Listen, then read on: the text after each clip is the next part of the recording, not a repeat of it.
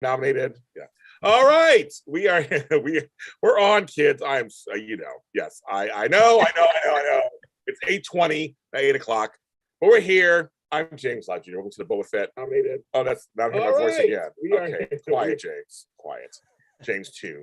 Hello, welcome to the Big Boba Fett Aftershow here on JLJ Media. I'm your host, James Lodge Jr. A little delirious because there's some pre-talk that we had on here, and it's possibly the fruit punch I'm drinking to at the same time. Who knows, all the sugar. But I'm here back with my compadres in all things Star Wars, John Duffy and Frank Moran. Hello, guys.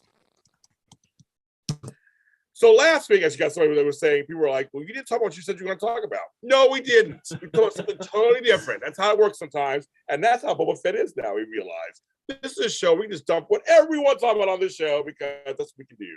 And Frank, in that tradition, and John, in that tradition, we're going to start off with the Obi Wan Kenobi trailer. Yes. Ooh. Let's put that first. So I'm going to let you guys go first. John, I know you're chomping. Yes. Lay it on us, John. The trailer came out today. The minute and 5-second trailer. I had chills.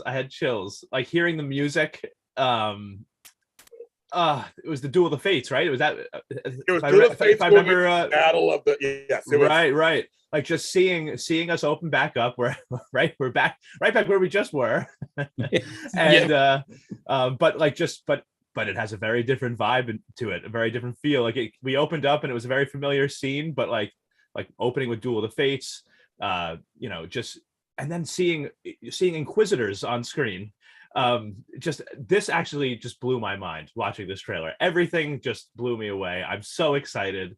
And my whole day at work, I felt like I was freaking out because I noticed on Twitter that Obi Wan, they made like a Twitter for Obi Wan. So I saw that come out with just him saying hello there. And then a poster came out and then the trailer comes out and I had like 3 freak out moments at work where I like audibly made a noise at my desk. But this trailer just like blew me away. What did you guys think? I'm jazzed. I mean, you're right, John. The music just sucks you back in. Because regardless, even how you may feel about the prequel films, there's some great music in there for sure, and so that just sucks you right back into it. I'm jazzed. It's like I get like you, John. When I saw the Tatooine sets, I'm like, all right, I know where they got those from. Okay. But I'm jazzed. I mean, I don't think this is going to be a small series like Boba Fett was. Right. I think it seems like it's going to be a little bit more expansive. I will be curious how they're going to balance whatever happens off Tatooine with Tatooine, since Kenobi's kind of there to protect Luke. Yeah. So I'm curious to see how much he's actually off and on Tatooine, if at all, during the course of the series. Yeah. Or if it's everybody just slowly making their way to Tatooine to try to get to him. But but also I don't think it could be, because otherwise, I mean, I don't think there would be a reason for the Empire to ever stop coming after him if they knew exactly where he was. Right. Because we didn't see Alec Guinness Obi-Wan warding off anybody. So who knows? But I'm curious to see how they kind of advance Obi-Wan's storyline from where we last saw him in Episode 3 to where we see him now, and then kind of setting up or possibly alluding to, if there are no other seasons, to A New Hope. Right. So you guys are missing the biggest part that made me giddy like a schoolgirl. Oh. At the very end, starts breathing. Yes. Breathing. How can you miss our father? We love you, Darth Vader. I bow to him. How can I miss? And towards the end, you hear his breathing. Well, we were leaving that for you, obviously. Yes, he's your daddy. My daddy. He's my daddy. Yes, he's my daddy. When I heard that, I had to go back again to make sure that's what I heard, because there's some music playing to the same time. Oh, wait, that's and that was, and I see the music is really fun. Let's break this down for a second. So the music is really funny because it's John Williams' score, right? Duel of the Fates to Battle of the Heroes. It goes into that. Both songs, very iconic. And it's just, there's something about his score. It's just, his score is so sweeping, and it's just like, it matches the mood of the scenes. It gets you hyped up. It gets you excited. It makes you sad. Like, his music is amazing. And it's why he wins Oscars and shit because he just knows how to do this. And the marriage of Star Wars and John Williams is just perfect. Yeah, but you both love the music, right? Oh, absolutely. And I'm a big music guy, so that's one of the things that I really love is movie soundtracks and things like that. And John Williams is, if he's not the best, he's absolutely one of the best ever to do this. And we've been lucky to have him and have listen to all this incredible music that he's come out with. But he really, it just adds such an element to. I mean, it's just as big as any of the elements that you can think of. Whether the lightsabers are so cool, and watching the Jedis use the Force, and seeing Darth Vader on the screen. Like, if we didn't have the music of John Williams, it would not be the same. He's just. I have playlists on my Spotify of these soundtracks because they're incredible. And then where is located at in terms of the Jedi storyline? I mean, by the time we get to A New Hope, it's just kind of, there used to be these Jedi around. They're gone now. But at least for Obi Wan, where it's they're still being hunted and trying to be wiped out. So the idea of seeing the Jedi fugitives and how they're trying to avoid death or capture, that is an interesting situation for them to be in. I'm curious. There's a hot black chick apparently running around. I don't know who she is, but she's somebody. I was saying, everybody knows who she is. I don't know. She must be a new character, a Fennec-like character, I guess. So like she's out there doing stuff. They featured her prominently in the trailer. I don't know who she is. I don't know if everybody knows who she is. Yeah. I don't know who she is. I mean, yeah, because even just the idea of them talking like a Jedi's can't help but doing good deeds, and so it's kind of like it's just like a trail that leads to them. So it's like a cool perspective to have on the Jedi. But I mean, it begins with this whole thing of you hear Ewan McGregor saying, "The fight is done. We lost." As that opens, and then obviously, like I said, desert sands and world weary face. I was like, there's something comforting about it. It's like, oh, okay. I was like, that's good. Okay. I mean, I just really feel like this is gonna be good because it says, I noticed it in the writing, limited series.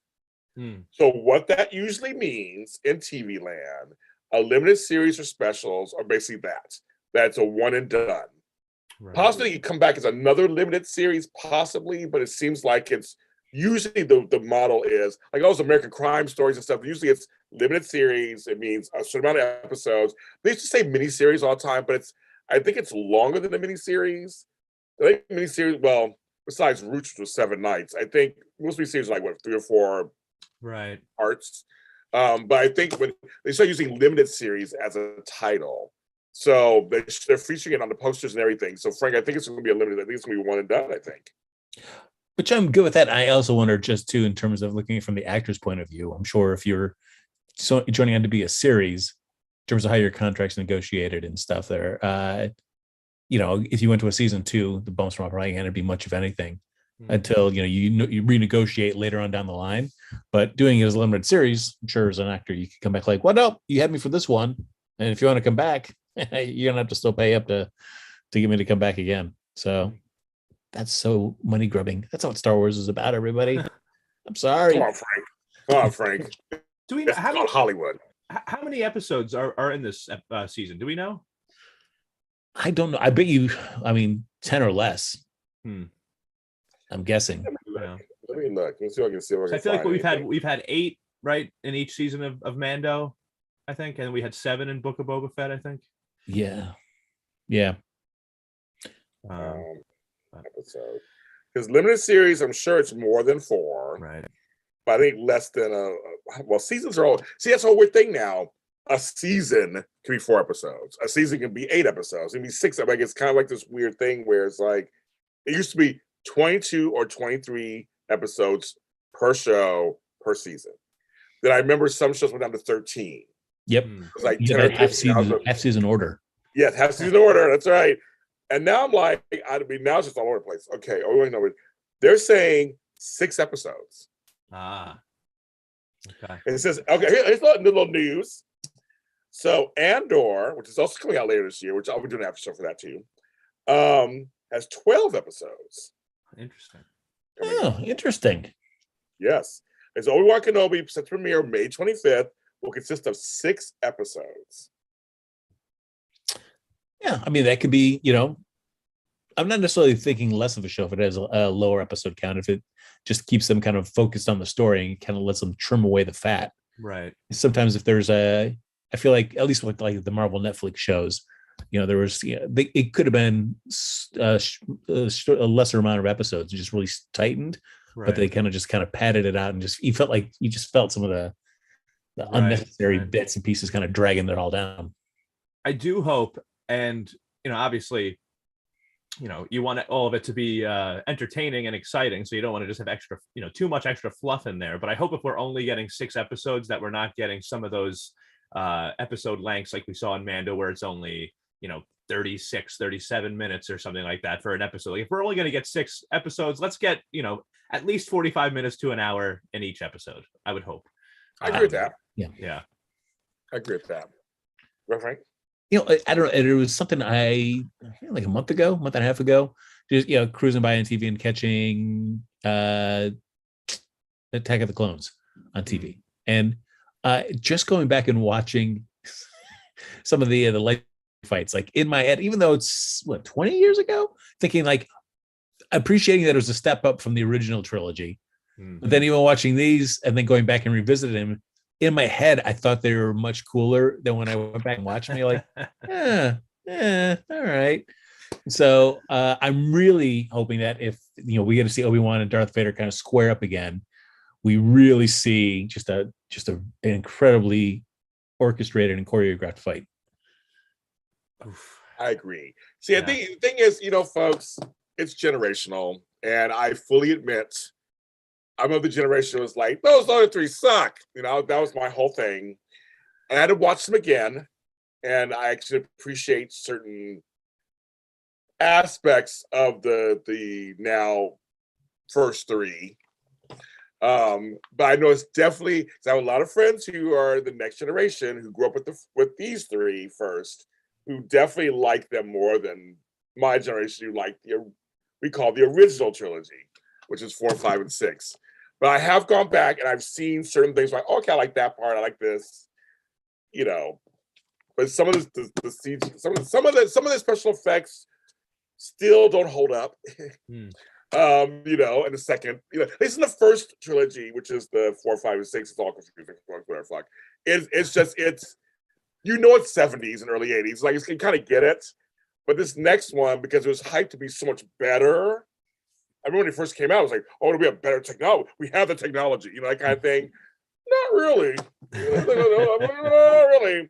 Right, Frank? I don't know, man. That's true. But I will say that just the initial clip of Obi-Wan and Darth Maul starting to square off after he gets the initial attack, when the energy screens drop down, and you have that one nice long take of them just fighting. That's still. Oh, you're right. That was right. beautiful. That was exceptional. Absolutely. I agree with you. I mean, John, as I'm saying this, you're the next generation after me. So what are you? So those are the first 3 you came up with first 2, right? Those are the first. No, 3? I mean, well, so I grew up. I had seen the original trilogy, 4, 5, and 6 first. Oh, that's how you did. That's how you did say that. It made me love Star Wars. I grew up in a family with a lot of siblings, so even though I am part of that next generation, my oldest sister was born in 1975. So by the time, so when I was growing up, my older siblings were still watching those movies. My older brother was really into Star Wars, so I got into it with the original trilogy. But for me, being a Star Wars fan already, when the prequel trilogy then came out, 1, 2, and 3, those came out 2000 or so, or no, 90s. They were that was 90. What was that, late 90s? The prequel trilogy came out, right? Yeah. So at that point, I was only like 10 or 11 years old when the prequel trilogy was coming out. So as a Star Wars fan, seeing those movies with the updated technology and all that, for me, I really enjoyed the prequels because I feel like they were really sort of geared more towards me anyway, as somebody that was 10, 11 years old watching these movies. So for me, I've always kind of looked at the prequels from a place where I've I grew up with them. I enjoyed them, and that's, you know, it kind of expanded the Star Wars universe for me. Well, expanded Star Wars universe for everybody, but you know, coming from the original trilogy then to this as a 10, 11-year-old kid, I ate everything up. So I still have a soft spot for them, but I can also admit that they're not they're not the best movies. So John, for you, did you I assume for the original trilogy, watch them at like on VHS at home with your family? Yeah, VHS, you know, it was wow. So did you go see the remastered editions when they added the new effects in the theater? So I have seen all the different versions at this point now, the, you know, the remastered in the theater and everything, and but yeah. But that's cool to think that your first experience of Star Wars was just at home as a and what was it like to actually see Star Wars on the big screen? Oh, I mean, it was incredible. It was funny too, because I grew up watching this with my siblings, and then now going to the prequel trilogy, I was going with all my you know, friends from school. We were all like, you know, hanging out, talking about Star Wars, having lightsaber battles, you know, a bunch of nerds. But like that's the thing. Like I totally understand all the criticism of the prequels. I totally get it. But like for me, those came out at a time in my life where I was already a Star Wars fan, already loved this franchise, and then as a kid, I'm not seeing all the things that the you know, the older generation that grew up with the original trilogy, I'm not necessarily seeing all those things that they're criticizing, because I'm a kid watching a, you know, a sci-fi thriller, a space opera, and I love it. Where do you fall on Jar Jar Binks then? Because I feel like as a kid or, you know, a young adult, Yeah, that's going to fit a little bit more into you. You're like, oh yeah, all right, that's a fine. right. I mean, listen, Jar Jar's not my favorite. I started to warm to Jar Jar more because of the animated series from the Clone, when he started showing up in that. I didn't love Jar Jar in the movies, but I don't know. I can't have this conversation with you guys. I can't have it. I can't. Yeah. I can't. I know that there's a lot of there's a lot of issues with Jar Jar. For the Black community, I can't do it. Yes, and I understand. I completely understand that. There's a lot of issues with that. I've had many fights over it, and I can't. Yeah. I can't. Yeah. There was something to be said though for Toys R Us when that was still around. They did a big huge opening at Toys R Us before the films came out, but it was when they were releasing the toys, so you can start buying them. I remember going there with friends, getting there, trying to, you know, hitting multiple Toys R Us's, whether it was like the one that was over on by Pico, James, or the one in Culver City, going to the multiple ones, trying to get cool new Star Wars action figures for the first time. And then, but not really having seen the movies, you don't have too much of a context for all the characters. And then seeing the movie, and you're like, oh, who cares? Why did I get this guy? He's nobody. Why did I get him? Okay, so I just want to name, because people yelling at me and screaming. Okay, I want to name the movies in order of release and their dates, because people scream. I know they'll scream because they're like, James, it was okay. Star Wars, 1977. Empire Strikes Back, 1980. Return of the Jedi, 83. Phantom Menace, 1999. Okay. Attack of the Clones, 2002. Revenge of the Sith, 2005. The Force Awakens, 2015.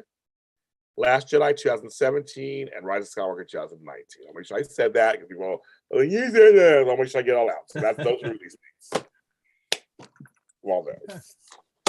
I've seen every single one in the theater, and it's original release. That's how old I am. I was there when they invented movies, so that's how I saw it. We used to run in place to start the machine. Were you scared when you saw a starfighter come flying at the screen, James? Like, this is Frank. On a side note, so we saw my brother-in-law and I went and saw Force Awakens 3D. I had never seen a Star Wars in 3D before, so we decided we were going to do that, and we set up close. And we go, oh, I kept doing the whole movie. I had to go back a second time on 3D to actually really enjoy the movie. I kept jumping. Oh my God! It was coming. I'm too old. I'm too old for 3D. Can't do it anymore. So that's funny you say that, Frank. Oh shit, my chair. See my chair dropping. That's so funny you say that, Frank. Actually, Force Awakens, I was like, I kept ducking and dodging, and so I had to go watch. I had to watch it again. So that didn't work out. But anyway, so but yes, I've seen every single one in the theaters. Can I ask you guys a question, actually, real quick? Well, since we're talking about movies, I'm just curious about this for a second, because I feel like Obi Wan, this series is the first series where we're getting like a major character, right, from a Star Wars from the Star Wars franchise, and I feel like, would you guys have been interested in seeing an Obi Wan like standalone movie rather than a series, almost? You know what I mean? Like just as we're talking about movies and the franchise and series, I'm just curious because Mandalorian was a new character. Boba Fett, a fan favorite, but not a main character. Obi-Wan, I'm wondering if there's like a path in Star Wars where they can start doing like standalone movies that like focus on a story of just one character, like the story of Obi-Wan or the story of Luke after. They always said they could do. I always felt they could always do that. I always felt that they could do that. They could do that. And when they started doing these they're doing like a major Star Wars movie from a trilogy and then a side movie. I thought, oh, it's a good right direction because we got Rogue One was really good. It was a really good story. Like, wow, I had faith in them. Well, I don't have faith in them anymore, but I had faith in them at first. So I was like, and then we got home, that other movie that came out that was like, it was whatever. In the beginning I had faith in them, going, that'd be kind of fun to have major part of the trilogy, or whatever trilogy it is, and then a standalone movie. Major part of the trilogy that keep us going. And every year, almost every couple of years, you had a Star Wars film. I had no problem with that. If they wrote it correctly and had a really good story, I think it could be a good standalone movie. It could be. I don't know, Frank. What do you think? It is interesting because, as you're saying, I know that at least their plan was alternating between the Skywalker saga and then kind of these standalones. And after Solo kind of crashed and burned to them, I feel like that kind of made Lucasfilm kind of revise the way that they were doing everything. Mm-hmm. And so then I felt like that's when it went to streaming. I think streaming opens up, and all of a sudden you could do The Mandalorian, and you could do Kenobi becomes an option for you at that point. So because I felt like I think everybody was jazzed by it because initially Obi-Wan Kenobi was kind of it was going to be a film, and then it kind of got scuttled, and you're like, well, that was it, and then it kind of got resurrected as a streaming thing, which I'm down for 6 episodes. I mean, I'm always good if you're if you're going to give me 6 hours, that's fantastic, right? As long as it's 6 like worthwhile hours. If there's if you're just kind of padding it out, then I'm kind of bummed. You mean if there's 3 episodes of one character and another character? Yes. I don't understand, Frank. What are you talking about? I was just gonna say I don't think they're gonna have any. I don't think they're gonna have one episode in this whole season where all Ewan McGregor does is just nod. I mean, I'm sorry, folks. This is the Boba Fett episode, so I had to bring it a little bit. I think this is so interesting that I'm still like, this show had an episode where he was in it. He didn't speak. He was here. I know. Yeah, and that came after an episode he wasn't in at all. At all.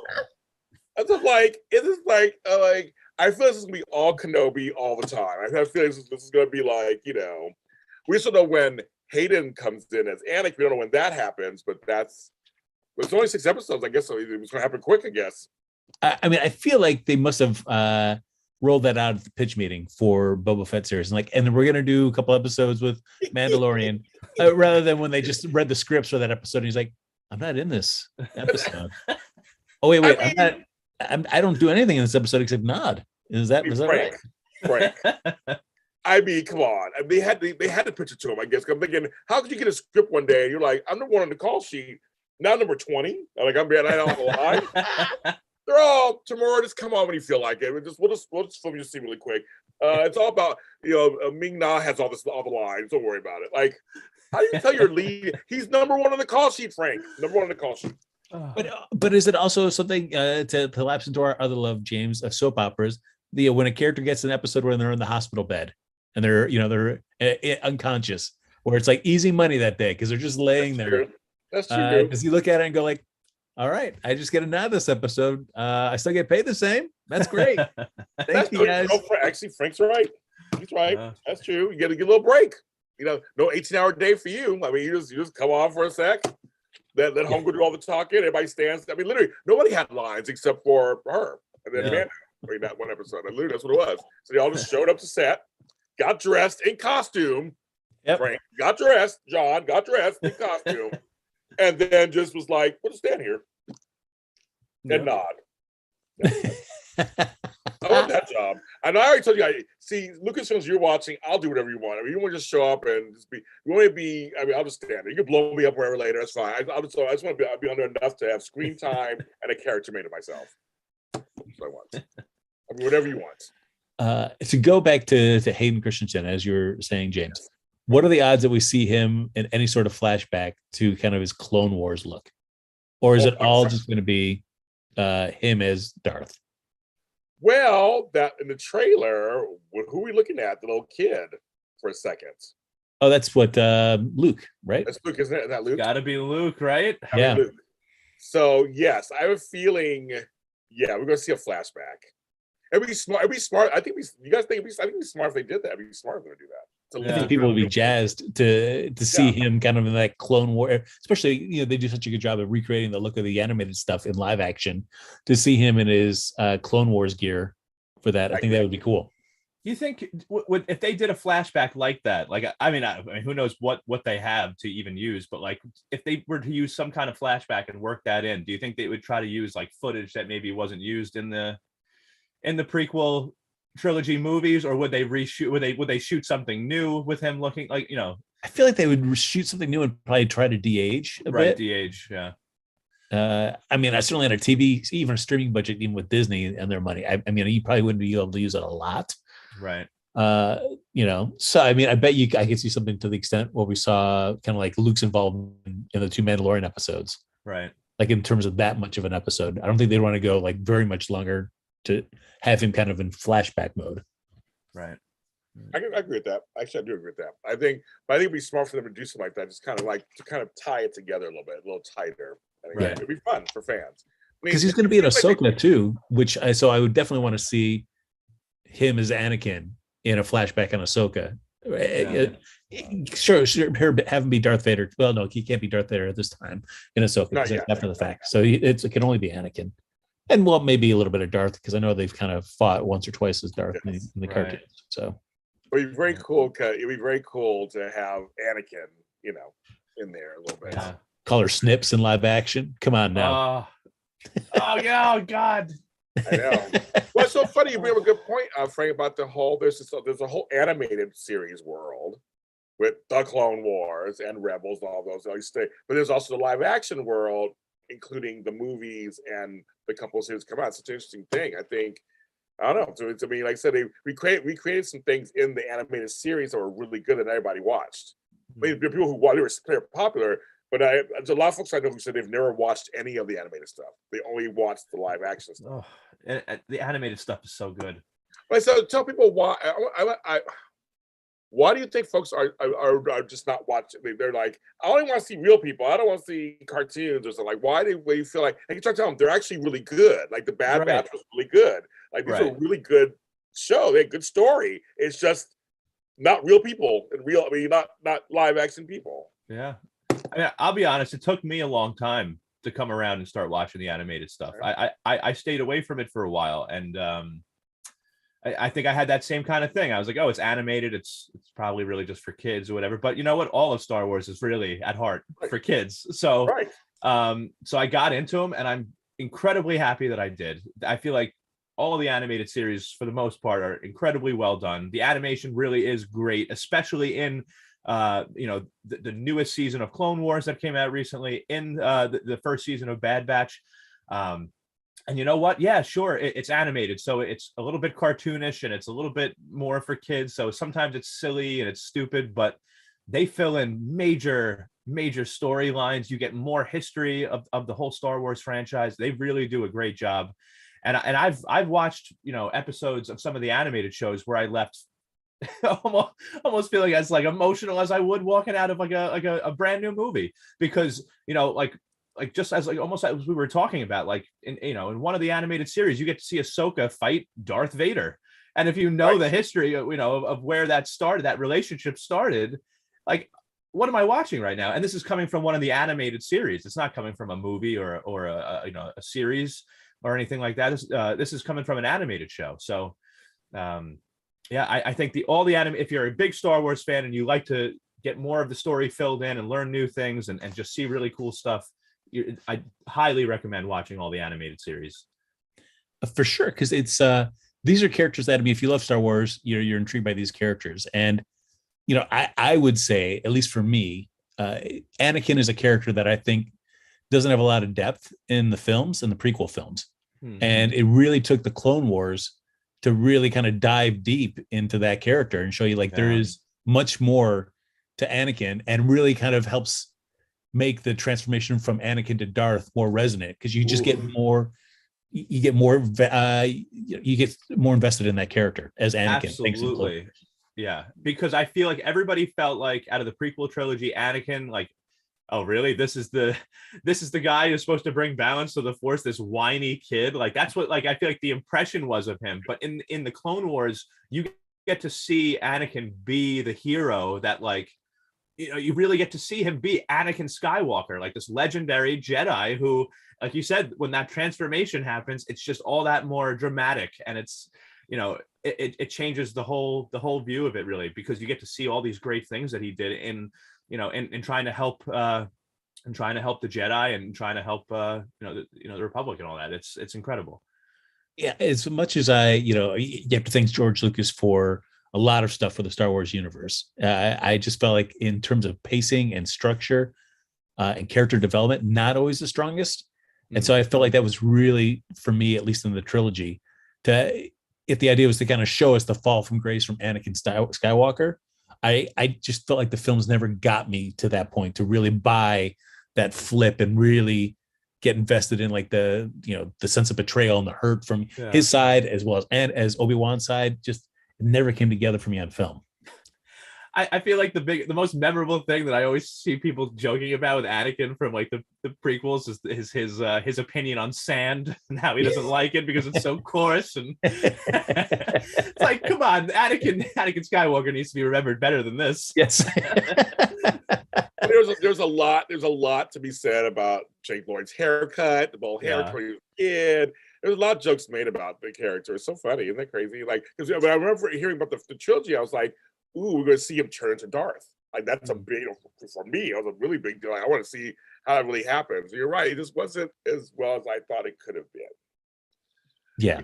But these series are usually helmed by just a few people, right? So they kind of have the reins on making it better, I guess, it seems like. I mean, the other ones were Dave Filoni and John Favreau. They are Star Wars fans.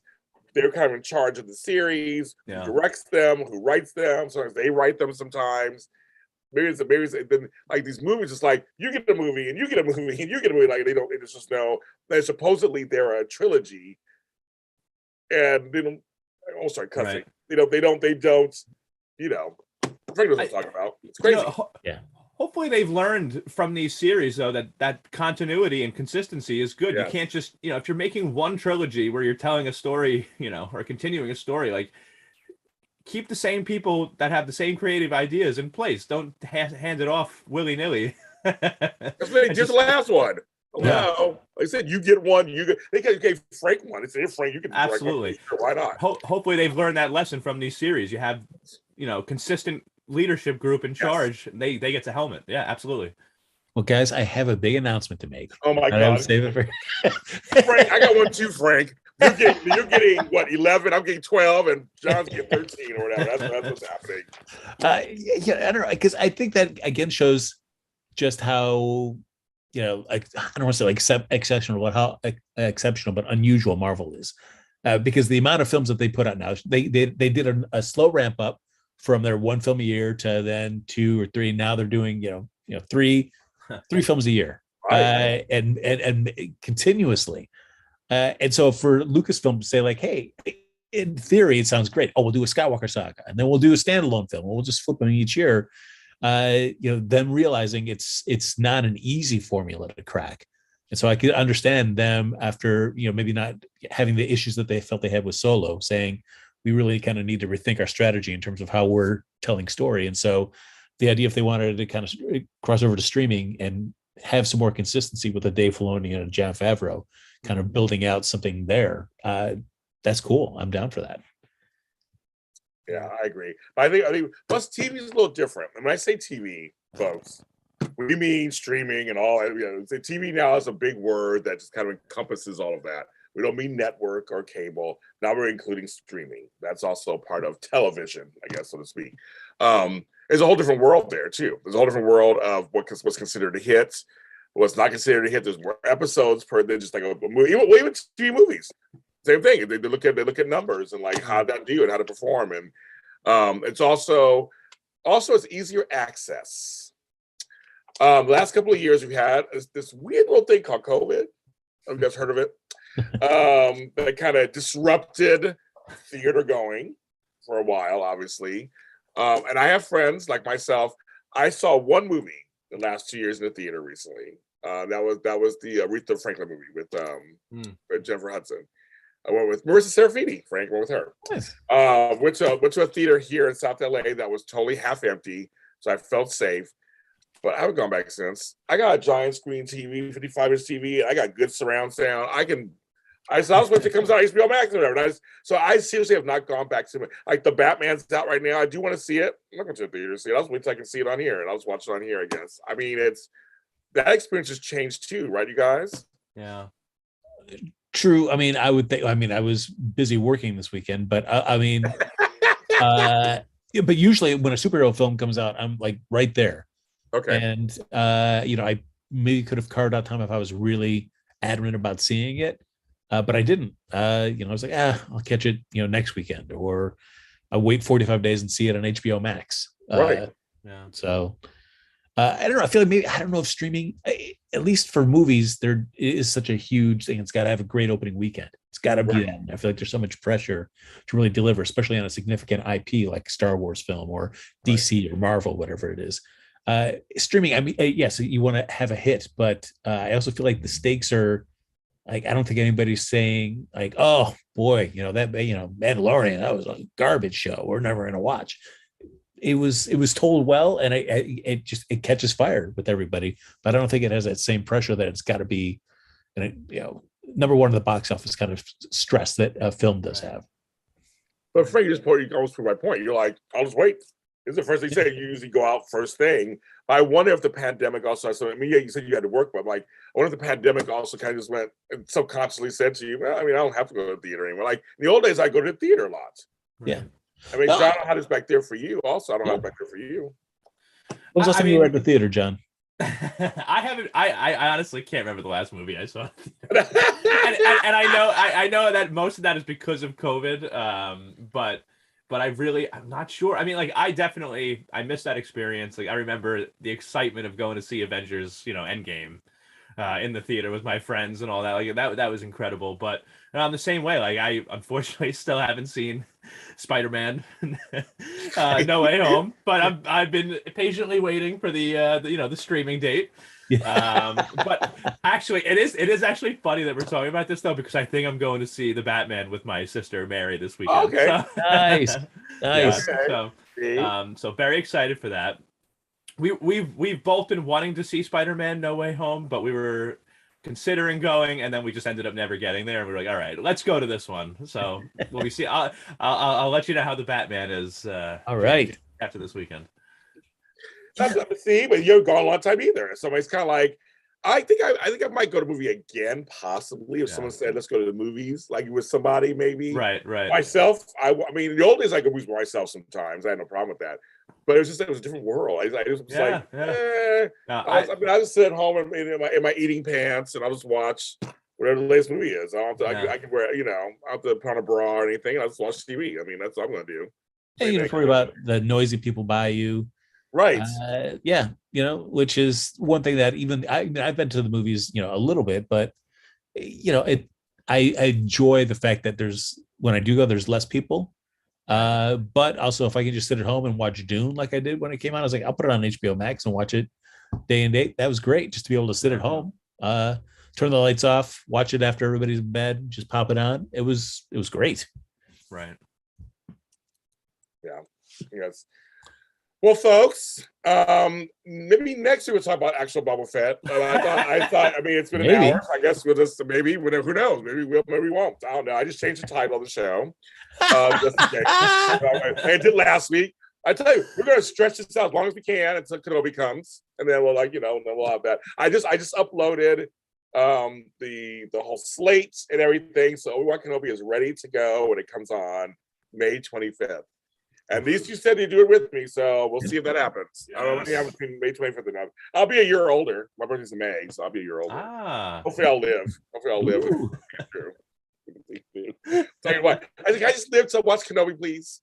It's I just need to have 6 episodes. Give me 6 weeks. Give me 6 weeks, and I'll be happy with that. But we will, yes, and it will be released on a Wednesday. So Wednesdays, again, will just be Obi-Wan Kenobi. It'll be the Star Wars night, I guess. Apparently, yes, hell yeah. They're doing the old model of HBO Sundays. HBO Sundays at 9:00. It was for a while from the 90s to 2000s. It was like Sex and the City. Then it was Sopranos, 6 Feet Under. It was always something all year long at 9 p.m. on a Wednesday on a Sunday. So I kind of like this on. It's Star Wars Wednesdays.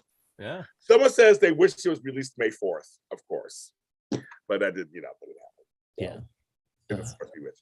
I can understand that, but I like why they're doing it May 25th. That was the first time we saw Obi-Wan all those years ago when A New Hope came out. So it's fitting that we're going to see him again now on the same day all these years later. So you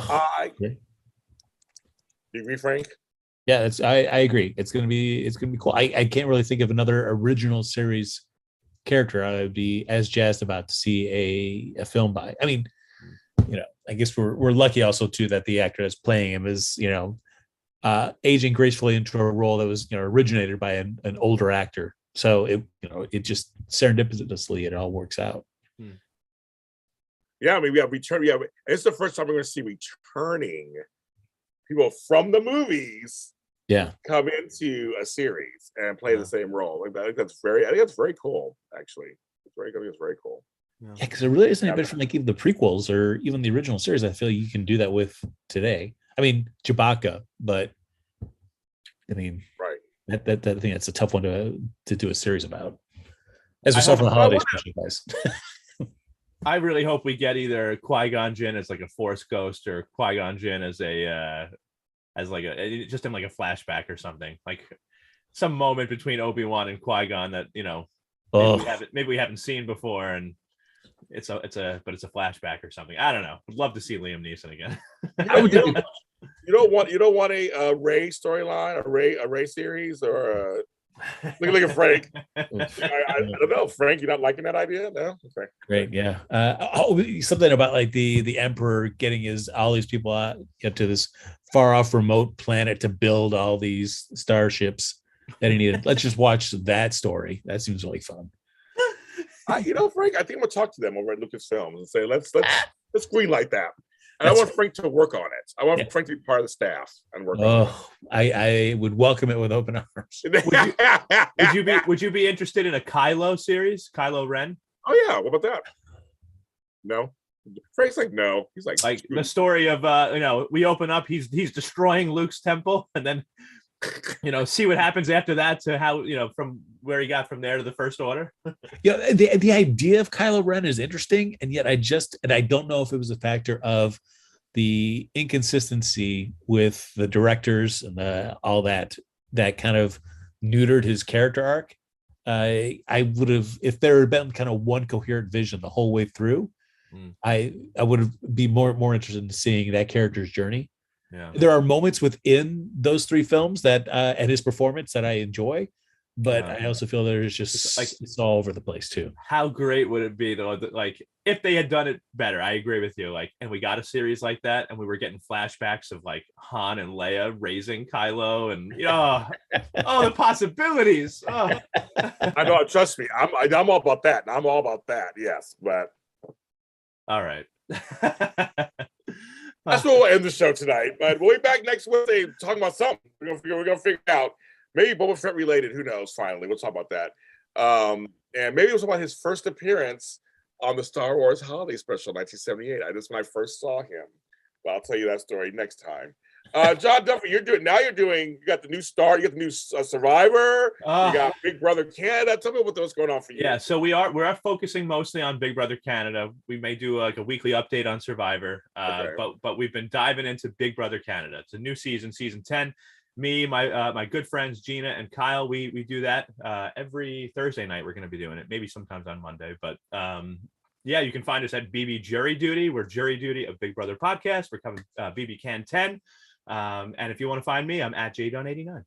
You saw I got to meet Tommy and Gregory. I know. Oh, I love that picture. That was your fantastic. worlds colliding together. When they I know. together. Well, now I got to get a picture like that too, so I can show Tommy. And my arms are ready for you, John. Come to Daddy. He's ready. I need that warm California sunshine. You know. Yes. Well, it was cold one day this weekend. A little windy. It was snowing here today. So oh. So yeah. So as he said, Tom was like, my world's colliding. It's like because John. I saw him on your show. And I'm like, yes, we're all big. We're all incestuous now. Frank, where can we find you? Find me on Twitter and Instagram at Happy Go Jackie. Yeah, and we are sorry that I had technical difficulties on Sunday. So I couldn't do a show because I barely did a Bold and Beautiful. Why not? They kept kicking me off, Frank. Zoom just said, bye, James. Can't be on here. And then my power just went out. So it's all right. I've got a lot saved up woo! For this Sunday. I'm going to be tearing into stuff. JHB Spotlight, 1 p.m. Pacific Standard Time, live on JLJ Media. Live. Frank and I are going to talk it out. And I'm James Lott Jr. We're all James Jr. Soul. That James Lott Jr. on all these social media platforms, including TikTok. That's right. I have other series. Darth Vader is Your Father, The Mandalorian After Show, this one, and coming soon, Obi Wan Kenobi After Show. That'll be coming up soon. And